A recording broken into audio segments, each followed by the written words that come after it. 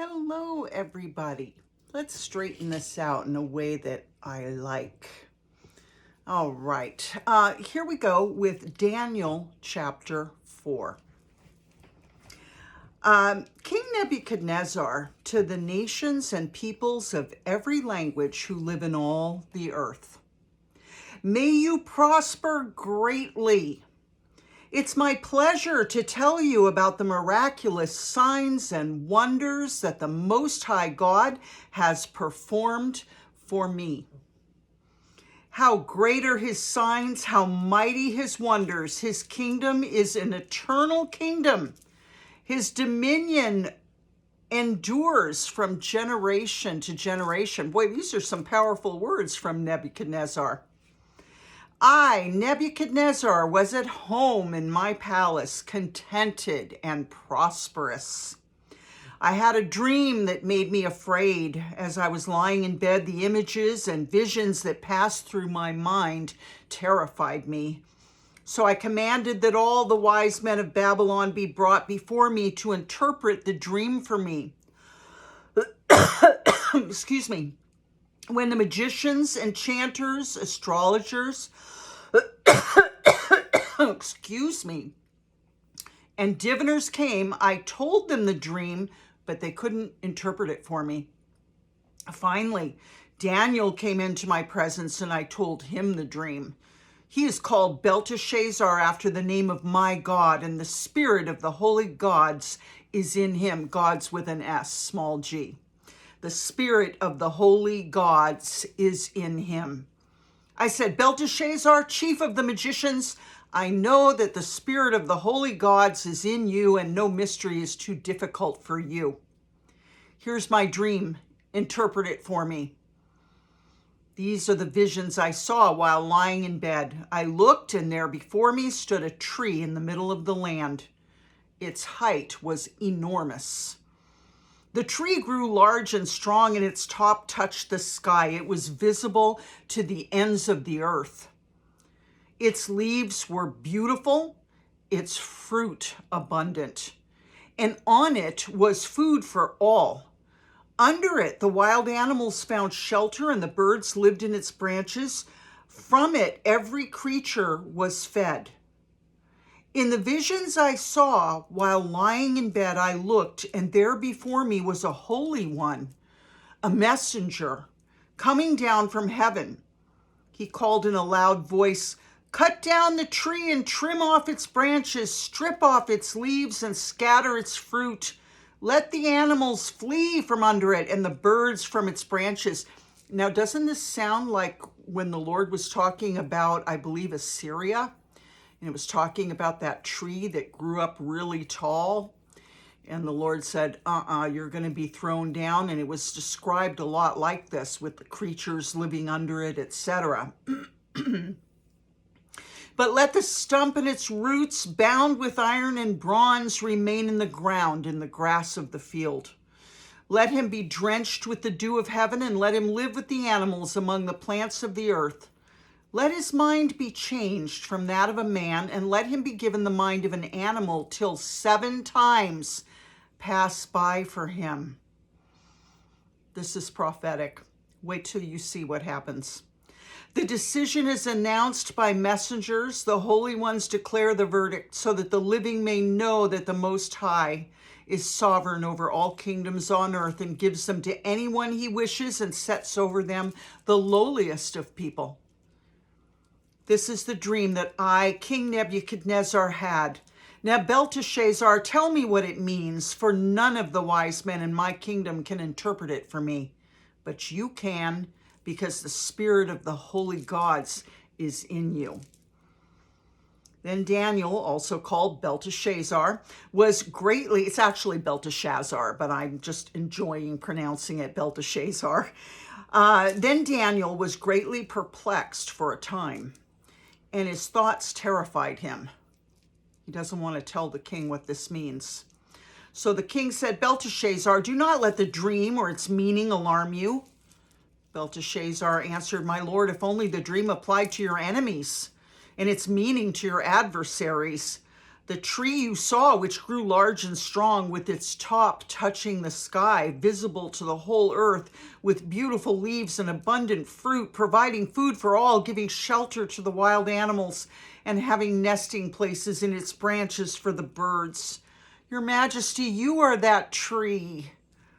You've become great and strong. Your greatness has grown until it reaches the sky, and your dominion extends to distant parts of the earth. Your Majesty saw a holy one, a messenger coming down from heaven and saying, "Cut down the tree and destroy it, but leave the stump bound with iron and bronze in the grass of the field while its roots remain in the ground. Let him be drenched with the dew of heaven. Let him live with the wild animals until 7 times pass by for him." This is the interpretation, Your Majesty, and this is the decree the Most High has issued against my lord the king. You will be driven away from the people and will live with the wild animals. You will eat grass like the ox and be drenched with the dew of heaven. 7 times will pass by for you until you acknowledge that the Most High is sovereign over all kingdoms on earth and gives them to anyone he wishes. The command to leave the stump of the tree with its roots means that your kingdom will be restored to you when you acknowledge that heaven rules. Therefore, Your Majesty, be pleased to accept my advice. Renounce your sins by doing what is right, and your wickedness by being kind to the oppressed. It may be that then your prosperity will continue. All this happened to King Nebuchadnezzar. 12 months later, as the king was walking on the roof of the royal palace of Babylon, he said, "Is not this the great Babylon I've built as the royal residence by my mighty power and for the glory of my majesty?" Even as the words were on his lips, a voice came from heaven. "This is what is decreed for you, King Nebuchadnezzar. Your royal authority has been taken from you. You will be driven away from people and will live with the wild animals. You will eat grass like the ox. 7 times will pass by until you acknowledge that the Most High is sovereign over all the kingdoms on earth and gives them to anyone he wishes." Immediately, what had been said about Nebuchadnezzar was fulfilled. He was driven away from people and ate grass like an ox. So he looked completely loony. His body was drenched with the dew of heaven until his hair grew like the feathers of an eagle and his nails like the claw of a bird. Immediately, what had been said about, At the end of that time, I, Nebuchadnezzar, raised my eyes towards heaven and my sanity was restored. I believe this went on for 7 years. Then I praised the Most High. I honored and glorified him who lives forever. His dominion is an eternal dominion. His kingdom endures from generation to generation. All the peoples of the earth are regarded as nothing. He does as he pleases with the powers of heaven and the peoples of the earth. No one can hold back his hand or say to him, "What have you done?" So no one can say to him, "What have you done?" I'm just repeating that for effect. At the same time that my sanity was restored, my honor and splendor were returned to me for the glory of my kingdom. My advisors and nobles sought me out, and I was restored to my throne and became even greater than before. Now I, Nebuchadnezzar, praise and exalt and glorify the King of heaven, because everything he does is right, and all his ways are just. And those who walk in pride, he is able to humble. You sure humbled him, didn't he? I mean, if you ended up eating grass in a field on hands and knees with your hair grown out like the feathers of an eagle and your fingernails like talons, and you were drenched with dew and like crazy looking, that's being humbled. All right, Daniel 5. King Belshazzar, not Belteshazzar, Belshazzar, gave a great banquet for 1,000 of his nobles and drank wine with them. While Belshazzar was drinking his wine, he gave orders to bring in the gold and silver goblets that Nebuchadnezzar, his father, had taken from the temple in Jerusalem, so that the king and his nobles, his wives, and his concubines might drink from them. So they brought in the gold goblets that had been taken from the temple of God in Jerusalem, and the king and his nobles, his wives, and his concubines drank from them. As they drank the wine, they praised the gods of gold, silver, of bronze, iron, wood, and stone, gods with a small g. Suddenly, the fingers of a human hand appeared and wrote on the plaster of the wall near the lampstand in the royal palace. The king watched the hand as it wrote. His face turned pale, and he was so frightened that his legs became weak and his knees were knocking. That's pretty scared. Okay, so his knees were quaking. The king summoned the enchanters, astrologers, and diviners. Then he said to these wise men of Babylon, "Whoever reads this writing and tells me what it means will be clothed in purple and have a gold chain placed around his neck, and he'll be made the third highest ruler in the kingdom." Then all the king's wise men came in, but they couldn't read the writing or tell the king what it meant. So King Belshazzar became even more terrified, and his face grew more pale. His nobles were baffled. The queen, hearing the voices of the king and his nobles, came into the banquet hall. "May the king live forever," she said. "Don't be alarmed. Don't look so pale. There is a man in your kingdom who has the spirit of the holy gods in him. In the time of your father, he was found to have insight and intelligence and wisdom like that of the gods. Your father, King Nebuchadnezzar, appointed him chief of the magicians, enchanters, astrologers, and diviners. He did this because Daniel, whom the king called Belteshazzar, was found to have a keen mind and knowledge and understanding, and also the ability to interpret dreams, explain riddles, and solve difficult problems. Call for Daniel, and he will tell you what the writing means." So Daniel was brought before the king, and the king said to him, "Are you Daniel, one of the exiles my father the king brought from Judah?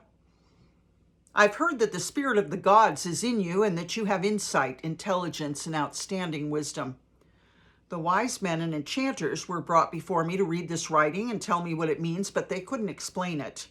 Now, I've heard that you're able to give interpretations and to solve difficult problems. If you can read this writing and tell me what it means, you'll be clothed in purple and have a gold chain placed around your neck, and you'll be made the third highest ruler in the kingdom." Then Daniel answered the king, "You may keep your gifts for yourself and give your rewards to someone else. Nevertheless, I will read the writing for the king and tell him what it means. Your Majesty, the Most High God gave your father Nebuchadnezzar sovereignty and greatness and glory and splendor. Because of the high position he gave him, all the nations and people of every language dreaded and feared him. Those the king wanted to put to death, he put to death. Those he wanted to spare, he spared. Those he wanted to promote, he promoted, and those he wanted to humble, he humbled. But when his heart became arrogant and hardened with pride, he was deposed from his royal throne and stripped of his glory. He was driven away from people and given the mind of an animal. He lived with the wild donkeys and ate grass like the ox. And his body was drenched with the dew of heaven until he acknowledged that the Most High God is sovereign over all kingdoms on earth and sets over them anyone he wishes." Can you imagine a great king out in the field running around on all fours with the donkeys? "But you, Belshazzar, his son, have not humbled yourself, though you knew all this. Instead, you've set yourself up against the Lord of heaven. You had the goblets from his temple brought to you, and your nobles, your wives, and your concubines have drank wine from them. You praised the gods of silver and gold, of bronze, iron, wood, and stone, which can't see or hear or understand. But you didn't honor the God who holds in his hand your life and all your ways. Therefore, he sent the hand that wrote the inscription.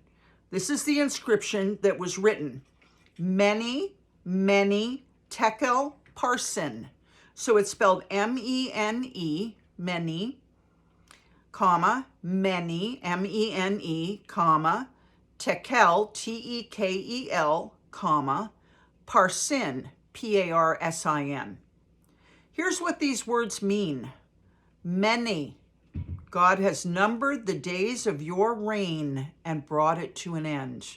Tekel, you've been weighed on the scales and found wanting, meaning you're lacking, you're not measuring up. It says Peres, but Parsin, your kingdom is divided and given to the Medes and Persians. Then at Belshazzar's command, Daniel was clothed in purple, a gold chain was placed around his neck, and he was proclaimed the third highest ruler in the kingdom. That very night, Belshazzar, king of the Babylonians, was slain, and Darius the Mede took over the kingdom at the age of 62. Okay, Daniel 6. It pleased Darius to appoint 120 satraps to rule throughout the kingdom, with 3 administrators over them, one of whom was Daniel. The satraps were made accountable to them so that the king might not suffer loss. Now Daniel so distinguished himself among the administrators and the satraps by his exceptional qualities that the king planned to set him over the whole kingdom. At this, the administrators and the satraps tried to find grounds for charges against Daniel in his conduct of government affairs, but they were unable to do so. So there was some jealousy there. They could find no corruption in him because he was trustworthy and neither corrupt nor negligent. Finally, these men said, we'll never find any basis for charges against this man Daniel unless it has something to do with the law of his God. So these administrators and satraps went as a group to the king and said, may King Darius live forever. The royal administrators, prefects, satraps, advisors, and governors have all agreed that the king should issue an edict and enforce the decree that anyone who prays to any god or human being during the next 30 days, except to you, your majesty, will be thrown into the lion's den. Now, your majesty, issue the decree and put it in writing so that it cannot be altered in accordance with the law of the Medes and Persians, which cannot be repealed. So King Darius put the decree in writing. 30 days of getting worshipped. Now, when Daniel learned that the decree had been published, he went home to his upstairs room where the windows opened towards Jerusalem. 3 times a day, he got down on his knees and prayed, giving thanks to his God, just as he'd done before. Then these men went as a group and found Daniel praying and asking God for help. So they went to the king and spoke to him about his royal decree. Did you not publish a decree that during the next 30 days, anyone who prays to any god or human being except to you, your majesty, would be thrown into the lion's den? The king answered, the decree stands in accordance with the law of the Medes and Persians, which cannot be repealed. Then they said to the king, Daniel, who is one of the exiles from Judah, pays no attention to you, your majesty, or to the decree you put in writing. He still prays 3 times a day. When the king heard this, he was greatly distressed. He was determined to rescue Daniel and made every effort until sundown to save him. So he didn't want to harm Daniel at all, okay? Then the men went as a group to King Darius and said to him, remember, your majesty, that according to the law of the Medes and Persians, no decree or edict that the king issues can be changed. So the king gave the order, and they brought Daniel and threw him into the lion's den. The king said to Daniel, may your God, whom you serve continually, rescue you. A stone was brought and placed over the mouth of the den, and the king sealed it with his own signet ring and with the rings of his nobles, so that Daniel's situation might not be changed. Then the king returned to his palace and spent the night without eating and without any entertainment being brought to him, and he could not sleep. At the first light of dawn, the king got up and hurried to the lion's den. When he came near the den, he called to Daniel in an anguished voice, Daniel, servant of the living God, has your God, whom you serve continually, been able to rescue you from the lions? Daniel answered, may the king live forever. My God sent his angel, and he shut the mouths of the lions. They have not hurt me because I was found innocent in his sight, nor have I done any wrong before you, your majesty. The king was overjoyed and gave orders to lift Daniel out of the den. And when Daniel was lifted from the den, no wound was found on him because he had trusted in his God. At the king's command, the men who had falsely accused Daniel were brought in and thrown into the lion's den, along with their wives and children. And before they reached the floor of the den, the lions overpowered them and crushed all their bones. Boy, no mercy here, huh? Then King Darius wrote to all the nations and peoples of every language in all the earth, "May you prosper greatly. I issue a decree that in every part of my kingdom people must fear and reverence the God of Daniel. For he is the living God, and he endures forever. His kingdom will not be destroyed. His dominion will never end. He rescues and he saves. He performs signs and wonders in the heavens and on the earth. He's rescued Daniel from the power of the lions." So Daniel prospered during the reign of Darius and the reign of Cyrus the Persian. All right, I'll see you tomorrow. Remember this kind of faith, folks. We're going to need it. I love you very much. I'll see you tomorrow. We'll pick it up with Daniel 7. Good night.